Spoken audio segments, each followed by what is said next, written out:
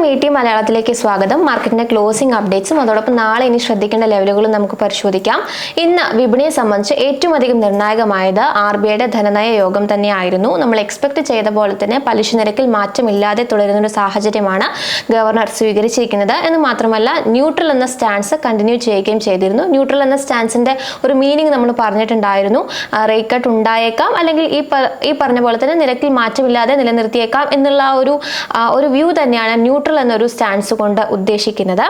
ഇതിനു മുൻപ് തുടർച്ചയായിട്ടുള്ള 3 തവണ റേറ്റ് കട്ട് നടത്തിയതിനു ശേഷമാണ് ഇപ്പോൾ ഈ റേറ്റ് കട്ടിൽ മാറ്റമില്ലാതെ തുടരുന്നത്. സഞ്ജയ് മൽഹോത്ര ഗവർണറായിട്ട് ചുമതലയേറ്റതിനു ശേഷം നടത്തിയിട്ടുള്ള എല്ലാ മീറ്റിങ്ങുകളിലും അദ്ദേഹം റേറ്റ് കട്ട് എന്നുള്ള ഒരു തീരുമാനത്തിലേക്ക് പോയിരുന്നു. കഴിഞ്ഞ തവണ 50 ബേസിസ് പോയിന്റ് റേറ്റ് കട്ടും നടത്തിയിട്ടുണ്ടായിരുന്നു. പക്ഷെ ഇത്തവണ ഒരു മാറ്റമില്ലാതെ നിലനിർത്തുന്ന സാഹചര്യത്തിലേക്കാണ് പോയിരിക്കുന്നത്. സ്റ്റാൻഡേർഡ് ഡെപ്പോസിറ്റ് ഫെസിലിറ്റി റേറ്റും അതോടൊപ്പം മാർജിനൽ സ്റ്റാൻഡിംഗ് ഫെസിലിറ്റി റേറ്റും മാറ്റമില്ലാതെ തന്നെ നിലനിർത്തിയിട്ടുണ്ട്. ഇനി അവരുടെ അനുമാനങ്ങൾ നമ്മൾ നോക്കുകയാണെന്നുണ്ടെങ്കിൽ GDP അനുമാനം 6.5% തന്നെയാണ് നിലനിർത്തിയിരിക്കുന്നത്. അതോടൊപ്പം CPI ഇൻഫ്ലേഷന്റെ പ്രൊജക്ഷൻ നോക്കുകയാണെങ്കിൽ 3.1% ഫുൾ ഇയർ പ്രൊജക്ഷൻ ആയിട്ട് നൽകിയിരിക്കുന്നത്. അതായത് ജൂണിൽ 3.7% എസ്റ്റിമേറ്റ്സ് ആയിരുന്നു പറഞ്ഞിട്ടുണ്ടായിരുന്നത്. അതിൽ നിന്നും കുറവാണ് എന്ന് കാണാൻ സാധിക്കും. കാരണം ജൂണിലുള്ള CPI കണക്കുകൾ നോക്കുകയാണെങ്കിൽ 77 മാസത്തെ താഴ്ന്ന നിലയിലേക്ക് CPI കണക്കുകൾ വന്നിരുന്നു. RBIയുടെ സഹനപരിധിയായിട്ടുള്ള 2% എന്നൊരു റേഞ്ചിലോട്ട് ഇൻഫ്ലേഷൻ വന്ന ഒരു സാഹചര്യം ആയതുകൊണ്ടാണ് CPI അനുമാനത്തിൽ ഒരു കുറവ് ഇപ്പോൾ വരുത്തിയിരിക്കുന്നത്. ഇന്നത്തെ വിപണിയുടെ പ്രകടനം വിലയിരുത്തുകയാണെന്നുണ്ടെങ്കിൽ റേറ്റ് കട്ടുമായി ബന്ധപ്പെട്ടിട്ടുള്ള തീരുമാനങ്ങൾ വരാനിരിക്കുകയും വിപണിയെ സംബന്ധിച്ച് ദുർബലമായിട്ട് തന്നെയാണ് വ്യാപാരം ചെയ്തത്. ഒരു ഫ്ലാറ്റ് നെഗറ്റീവ് നോട്ടിൽ വ്യാപാരം ആരംഭിക്കുകയും പിന്നീട് അങ്ങോട്ട് മീറ്റിംഗ് നടക്കുന്ന ആ സമയങ്ങളിലൊക്കെ തന്നെ ഒരു വിൽപ്പനാ സമ്മർദ്ദം കാണുകയും ചെയ്തിരുന്നു. ത്രൂ ഔട്ട് സെഷൻ ഒരു ഡൗൺ ട്രെൻഡ് തന്നെയാണ് കണ്ടത്. അവസാന നിമിഷങ്ങളിലും ഒരു ഇടിവിൽ തന്നെയാണ് വ്യാപാരം അവസാനിപ്പിച്ചിരുന്നത്. എല്ലാ സൂചികളിലും നമുക്കൊരു നഷ്ടം കാണാൻ സാധിച്ചിട്ടുണ്ടായിരുന്നു. 0.21% നഷ്ടത്തിൽ സെൻസെക്സ് 80,543 എന്ന റേഞ്ചിലാണ് വ്യാപാരം അവസാനിപ്പിച്ചത്. നിഫ്റ്റിയെ സംബന്ധിച്ച് 75 പോയിന്റിന്റെ ഒരു നഷ്ടവും രേഖപ്പെടുത്തിയിട്ടുണ്ട്. 24,574 എന്ന റേഞ്ചിലാണ് ക്ലോസ് ചെയ്തിരിക്കുന്നത്. അതായത് 24,600 എന്നുള്ള സപ്പോർട്ടും ബ്രേക്ക് ചെയ്ത് താഴോട്ട് പോകുന്നൊരു സാഹചര്യമാണ് ഉണ്ടായിരുന്നത്. ബ്രോഡർ മാർക്കറ്റിൽ മിഡ് ക്യാപ്പ് ഒപ്പം തന്നെ സ്മോൾ ക്യാപ്പ് ഇൻഡെക്സും 1% ഇടിവാണ് രേഖപ്പെടുത്തിയിരിക്കുന്നത്. വിപ്രോ, സൺഫാർമ, ജിയോ ഫൈനാൻഷ്യൽ, ഇൻഡസ്ഇൻഡ് ബാങ്ക് പോലുള്ള ഓഹരികളാണ് ഇന്ന് നഷ്ടത്തിൽ അവസാനിച്ചത്. പക്ഷേ Asian paints, HDFC life, trend, Adani ports, Bharat electronics പോലുള്ള ഓഹരികൾക്ക് ഒരു നേട്ടം നിലനിർത്താൻ വേണ്ടിയിട്ട് സാധിച്ചിരുന്നു. PSU ബാങ്ക് ഒഴിച്ച് മറ്റെല്ലാ സൂചികളും ഇന്ന് ഇടിവിൽ തന്നെയാണ് വ്യാപാരം അവസാനിപ്പിച്ചത്. 1 മുതൽ 2% നഷ്ടം സൂചികളിലുടനീളം നമുക്ക് കാണാൻ സാധിച്ചിരുന്നു. ഇനി സ്റ്റോക്ക് സ്പെസിഫിക് ആയിട്ടുള്ള പെർഫോമൻസ് നമ്മൾ നോക്കുകയാണെങ്കിൽ ഡിവിസ് ലാബ് ഇന്ന് 4% ഒരു നഷ്ടം രേഖപ്പെടുത്തിയിരുന്നു. ഈവൻ ദോ അവരുടെ നെറ്റ് പ്രോഫിറ്റിൽ 27% മുന്നേറ്റം ഉണ്ടായിട്ട് പോലും ഡിവിസ് ലാബിൽ നമുക്കൊരു പ്രോഫിറ്റ് ബുക്കിംഗ് ആണ് കണ്ടത്. CCL പ്രൊഡക്ട്സിന്റെ ഓഹരികൾ ഇന്ന് 5% ഇടിവ് രേഖപ്പെടുത്തിയിരുന്നു. കമ്പനിയുടെ പ്രോഫിറ്റിൽ ഒരു മാർജിനൽ ആയിട്ടുള്ള ഗ്രോത്ത് മാത്രമായിരുന്നു രേഖപ്പെടുത്തിയിരുന്നത്. റെയ്മണ്ട് റിയൽറ്റി ആണ് ഇന്ന് നല്ലൊരു മൂവ്മെന്റ് ഉണ്ടാക്കിയിട്ടുള്ള ഓഹരി 9% ഇടിവാണ് രേഖപ്പെടുത്തിയത്. കമ്പനിയുടെ പ്രോഫിറ്റ് 121% ഒരു മുന്നേറ്റം രേഖപ്പെടുത്തിയിരുന്നു. ഓഹരിയിൽ നമുക്കൊരു പ്രോഫിറ്റ് ബുക്കിംഗ് കണ്ടിരുന്നു. ഷീല ഫോം ഷെയർസ് ഇന്ന് 3% നഷ്ടം രേഖപ്പെടുത്തിയിരുന്നു. കമ്പനിയുടെ പ്രോഫിറ്റ് 84% ഇടിയുകയാണ് ചെയ്തത്. ഗോദാവരി പവറിന്റെ ഓഹരികളെ സംബന്ധിച്ച് 5% ഒരു മുന്നേറ്റം രേഖപ്പെടുത്താൻ വേണ്ടിയിട്ട് ഇടിവ് രേഖപ്പെടുത്തിയിരുന്നു. കമ്പനിയുടെ പ്രോഫിറ്റ് 24% കുറവാണ് രേഖപ്പെടുത്തിയിരിക്കുന്നത്. ഭാരത് എക്സാക്കോം 3% നഷ്ടം രേഖപ്പെടുത്തി. പ്രോഫിറ്റ് 23% കുറവാണ് രേഖപ്പെടുത്തിയിരിക്കുന്നത്. ബ്രിട്ടാനിയാണ് കൂട്ടത്തിൽ ഏറ്റവും അധികം ഒരു ലീഡ് ചെയ്തിരിക്കുന്ന അല്ലെങ്കിൽ പരിചയമുള്ള കമ്പനി. ബ്രിട്ടാനിയെ സംബന്ധിച്ചും ഇന്ന് 5% നഷ്ടമാണ് കമ്പനി രേഖപ്പെടുത്തിയത്.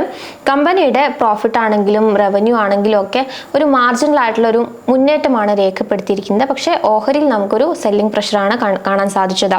ഇന്ന് NSDL അതോടൊപ്പം തന്നെ ശ്രീ ലോട്ടസ് ഡെവലപ്പേഴ്സ് ഒക്കെ ലിസ്റ്റ് ചെയ്യപ്പെട്ടിരുന്നു. NSDL ഒരു പ്രീമിയത്തോട് കൂടിയിട്ട് ലിസ്റ്റ് ചെയ്യപ്പെട്ടിരുന്നു. 10% പ്രീമിയത്തോട് കൂടിയിട്ടാണ് ലിസ്റ്റ് ചെയ്തത്. മാത്രമല്ല ത്രൂ ഔട്ട് സെഷൻ ആ ഒരു മുന്നേറ്റം നിലനിർത്താൻ സാധിച്ചിരുന്നു. ക്ലോസിംഗ് ടൈമിൽ 6% നേട്ടത്തോട് കൂടിയിട്ടാണ് ക്ലോസ് ചെയ്തത്. ശ്രീ ലോട്ടസ് ഡെവലപ്പേഴ്സും 10% ഉയർന്നു. 19% നല്ല മികച്ചൊരു പ്രീമിയത്തോട് കൂടിയിട്ടാണ് ലിസ്റ്റ് ചെയ്യപ്പെട്ടത്. MNB എഞ്ചിനീയറിംഗ് ഷെയർസും 6% നേട്ടത്തിൽ തന്നെയാണ് ക്ലോസ് ചെയ്തത്. ഒരു ഫ്ലാറ്റ് പ്രൈസിലായിരുന്നു അവർ ലിസ്റ്റ് ചെയ്യപ്പെട്ടിട്ടുണ്ടായിരുന്നത്. ഇനി നമ്മൾ എക്കണോമിക് തലത്തിലേക്ക് വരികയാണെങ്കിൽ ട്രംപിൻ്റെ ഭാഗത്തു നിന്നും ഉണ്ടാകുന്ന ആ ഒരു അനിശ്ചിതാവസ്ഥ തന്നെയാണ് കൂടുതലായിട്ടും ഫോക്കസ് ചെയ്യുന്നത്. ട്രംപ് ഇപ്പോൾ പറഞ്ഞിരിക്കുന്നത് ഫാർമ സെക്ടേഴ്സിലുള്ള കമ്പനികൾക്ക് 250% വരെയുള്ള താരിഫ് ചുമത്തിയേക്കാമെന്നുള്ള അപ്ഡേഷൻസ് ആണ് വരുന്നത്. CNBCക്ക് കൊടുത്തിട്ടുള്ള ഒരു ഇന്റർവ്യൂവിലാണ് അദ്ദേഹം ഇത്തരം ഒരു കാര്യം അറിയിച്ചിരിക്കുന്നത്. പതിയെ ഗ്രാജുവലി 250%ത്തിലേക്ക് ഫാർമ സെക്ടറിലുള്ള കമ്പനികൾക്ക് താരിഫ് ചുമത്തിയേക്കും എന്ന് തന്നെയാണ് ഇപ്പോൾ അറിയാൻ സാധിക്കുന്നത്. 150%ത്തിൻ്റെ ഒരു താരിഫായിരിക്കും ആദ്യം ചുമത്തുക. ഗ്രാജുവലി 250%ത്തിലേക്ക് ഈ താരിഫ് ഉയർത്തി കൊണ്ടുവരുമെന്നാണ് ഇപ്പോൾ ട്രംപ് അറിയിച്ചിരിക്കുന്നത്. US-ൽ ഈ ഒരു ഫാർമസ്യൂട്ടിക്കൽ സെക്ടറിൽ കൂടുതൽ കമ്പനികൾ ഇൻവോൾവ് ചെയ്യാനും അല്ലെങ്കിൽ അവിടെ തന്നെ മാനുഫാക്ചർ ചെയ്യുന്നതിനും വേണ്ടിയിട്ടുള്ള ഒരു തന്ത്രമായിട്ടാണ് ഇത്തരത്തിലൊരു താരിഫ് ഉയർത്തി കൊണ്ടുവരുന്നതിലേക്ക് ഇപ്പോൾ ട്രംപ് പോയിരിക്കുന്നത്.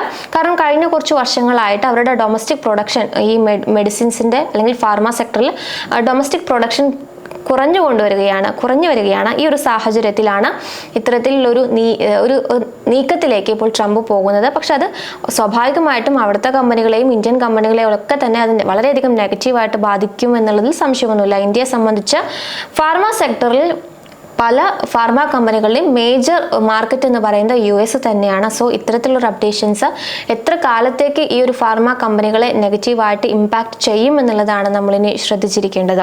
ഇനി നമുക്ക് ടെക്നിക്കൽ ലെവൽസ് നോക്കാം. ഇനി നാളത്തെ വിപണി ശ്രദ്ധിക്കേണ്ട ലെവലുകൾ നോക്കാം. LKP സെക്യൂരിറ്റീസിലെ രൂപക് ദേ പറയുന്നത് ത്രൂ ഔട്ട് സെഷൻ ഒരു സെല്ലിംഗ് പ്രഷർ തന്നെയാണ് സൂചിക ഫേസ് ചെയ്തത്. 50-day എക്സ്പോണൻഷ്യൽ മൂവിംഗ് ആവറേജിന് താഴെയായിട്ടാണ് സൂചിക ട്രേഡ് ചെയ്യപ്പെട്ടിട്ടുണ്ടായിരുന്നത്.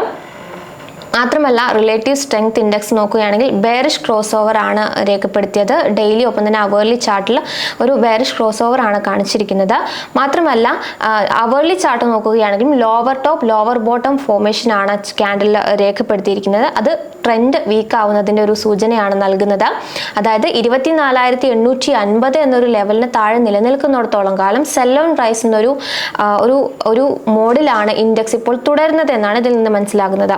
അതുകൊണ്ട് തന്നെ ഷോർട്ട് ടേമിലേക്ക് നിഫ്റ്റി 24,400 എന്നൊരു ലെവൽ സപ്പോർട്ട് കണ്ടെത്താനുള്ള സാധ്യതയുണ്ടെന്ന് അദ്ദേഹം അഭിപ്രായപ്പെടുന്നുണ്ട്. ഇത് തന്നെയാണ് ക്രൂഷ്യൽ സപ്പോർട്ടായിട്ട് ആക്ട് ചെയ്യുക. 24,400 എന്നൊരു ലെവലും കൈവിട്ട് താഴോട്ട് പോവുകയാണെങ്കിൽ വലിയൊരു കറക്ഷൻ നമ്മൾ നിഫ്റ്റിയിൽ എക്സ്പെക്ട് ചെയ്യാമെന്നാണ് രൂപക് ദേ അഭിപ്രായപ്പെടുന്നത്. HDFC സെക്യൂരിറ്റീസിലെ നാഗരാജ് ഷെട്ടി പറയുന്നതും RBIയുടെ മീറ്റിംഗ് അല്ലെങ്കിൽ RBIയുടെ ഔട്ട്കമ്മിന് കാര്യമായിട്ടുള്ളൊരു മൂവ്മെൻറ്റോ അല്ലെങ്കിൽ ഒരു പിന്തുണയോ നിഫ്റ്റിയുടെ ഇന്നത്തെ പ്രകടനത്തിൽ നൽകിയിട്ടില്ല എന്നാണ് അദ്ദേഹം അഭിപ്രായപ്പെടുന്നത്. ഒരു ഫ്ലാറ്റ് നോട്ടിൽ ആരംഭിക്കുകയും കൂടുതൽ ഒരു വീക്ക്നെസ്സിലോട്ട് സൂചിക അവസാന മണിക്കൂറുകളിലേക്ക് എത്തുകയും ചെയ്തു എന്നാണ് അദ്ദേഹം അഭിപ്രായപ്പെടുന്നത്. ഡെയിലി ചാർട്ടിൽ ഒരു നെഗറ്റീവ് ക്യാൻഡിൽ തന്നെയാണ് ഫോം ചെയ്തിരിക്കുന്നത്. ഒരു നാരോ റേഞ്ച് മൂവ്മെൻറ്റ് തന്നെയാണ് കഴിഞ്ഞ കുറച്ചു സെഷനുകളായിട്ട് നമുക്ക് നിഫ്റ്റിയിൽ കാണാൻ സാധിക്കുന്നത്. 24,500 എന്നൊരു ലെവലിൽ സപ്പോർട്ട് എടുക്കുന്നതായിട്ട് നമുക്ക് കാണുന്നുണ്ട്. സോ 24,500 ആണ് നമ്മൾ ശ്രദ്ധിച്ചിരിക്കേണ്ട ഒരു പ്രധാനപ്പെട്ട സപ്പോർട്ട്.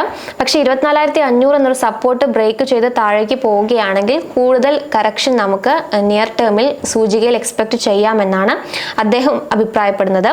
ഇപ്പോഴത്തെ ഒരു സാഹചര്യവും അങ്ങനെ ആയതുകൊണ്ട് തന്നെ ഒരു റിക്കവറി അല്ലെങ്കിൽ റിവേഴ്സലുള്ള സാധ്യത അനലിസ്റ്റുകളൊക്കെ തന്നെ വളരെ കുറവാണ് കാണുന്നത്. 24,500 എന്നൊരു സപ്പോർട്ട് ബ്രേക്ക് ചെയ്യുകയാണെങ്കിൽ 24,200 ആണ് അടുത്തൊരു സപ്പോർട്ട് പ്രതീക്ഷിക്കേണ്ടത്. 24,200 എന്നുള്ള ആ ഒരു ലെവലും ബ്രേക്ക് ചെയ്യുമോ എന്നുള്ളതാണ് നമ്മൾ ഇനി ശ്രദ്ധിക്കേണ്ടത്. ഇത് 200-day എക്സ്പോണൻഷ്യൽ മൂവിംഗ് ആവറേജ് ആണ് 24,200 എന്ന് പറയുന്ന ലെവൽ. അപ്സൈഡിൽ 24,800 ആണ് നമ്മൾ ശ്രദ്ധിച്ചിരിക്കുന്ന ഒരു റെസിസ്റ്റൻസ് എന്നും HDFC സെക്യൂരിറ്റീസിലെ നാഗരാജ് ഷെട്ടി അഭിപ്രായപ്പെടുന്നുണ്ട്. ഇനി നമുക്ക് സ്റ്റോക്ക് അപ്ഡേറ്റ്സിൽ ഒരു ഇമ്പോർട്ടൻ്റ് അപ്ഡേറ്റ് വന്നത് സൊമാറ്റോയുമായി ബന്ധപ്പെട്ടതാണ്, അഥവാ എറ്റേണൽ ലിമിറ്റഡുമായി ബന്ധപ്പെട്ടതാണ്. ഈ ഒരു സ്റ്റോക്കിൽ ഒരു ബ്ലോക്ക് ഡീൽ നാളെ നടന്നേക്കാം എന്ന് പറയുന്നുണ്ട്. സോ ഈ ഒരു സ്റ്റോക്ക് നമുക്ക് നാളെ ഫോക്കസിൽ വയ്ക്കാവുന്നതാണ്.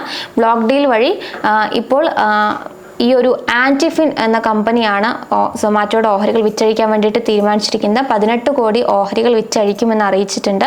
അതായത് 2% വിറ്റഴിക്കാൻ തീരുമാനിച്ചിരിക്കുന്നത്. 2% ഹോൾഡിങ്സ് തന്നെയാണ് ആൻറ്റിഫിന് ഉള്ളത്. സോ പൂർണ്ണമായിട്ടും സൊമാറ്റോയിൽ നിന്നും എക്സിറ്റ് ചെയ്യാൻ വേണ്ടിയിട്ട് തീരുമാനിച്ചിരിക്കുകയാണ്. 285 രൂപ നിരക്കിലായിരിക്കും ഫ്ലോർ പ്രൈസ് ഫിക്സ് ചെയ്തിരിക്കുന്നത്. അതായത് ഇന്നത്തെ ഒരു കറന്റ് മാർക്കറ്റ് പ്രൈസ് വെച്ച് നോക്കുന്ന സമയത്ത് 5% ഡിസ്കൗണ്ടോട് കൂടിയിട്ടാണ് ഈ ബ്ലോക്ക് ഡീൽ നടക്കാൻ വേണ്ടിയിട്ട് പോകുന്നത്. സോ ഈ ഒരു സ്റ്റോക്ക് നമുക്ക് ഫോക്കസിൽ വെക്കാവുന്നതാണ്. ആൻറ്റിഫിൻ്റെ കാര്യം പറയുകയാണെങ്കിൽ കഴിഞ്ഞ ആഴ്ച അവർ പേടിഎമ്മിൻ്റെ ഓഹരികൾ വിറ്റഴിച്ചിട്ടുണ്ടായിരുന്നു. 5% ഓഹരികളും പൂർണ്ണമായിട്ടും എക്സിറ്റായി, പേടിഎമ്മിന് എക്സിറ്റ് ആവുന്ന ഒരു സാഹചര്യം ഉണ്ടായിരുന്നു. ഈ ഒരു പേടിഎമ്മിൻ്റെ കേസ് നോക്കുകയാണെങ്കിൽ അവർ ഓൾറെഡി ഒരു ലോസ് മേക്കിംഗ് ആയിരുന്നു.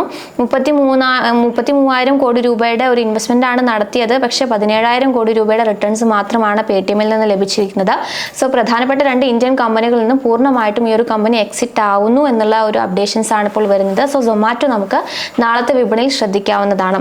അതോടൊപ്പം തന്നെ വിപണിയെ സംബന്ധിച്ചും ഈ ഒരു ദുർബലത ഇനി വരുന്ന സെഷനുകളിലും കണ്ടിന്യൂ ചെയ്യാനുള്ള ഒരു സാധ്യതയാണുള്ളത്. ഇനി അതല്ല, മറുവശത്തേക്ക് ഒരു റിവേഴ്സലിന് പോസിറ്റീവ് ആകുന്ന തരത്തിലുള്ള ഒരു അപ്ഡേഷൻസ് എക്കോണമി തലത്തിൽ നിന്ന് വരികയാണെങ്കിൽ മാറ്റം ഉണ്ടാകുമോ എന്നുള്ളത് നമ്മൾ ശ്രദ്ധിക്കേണ്ടതുണ്ട്.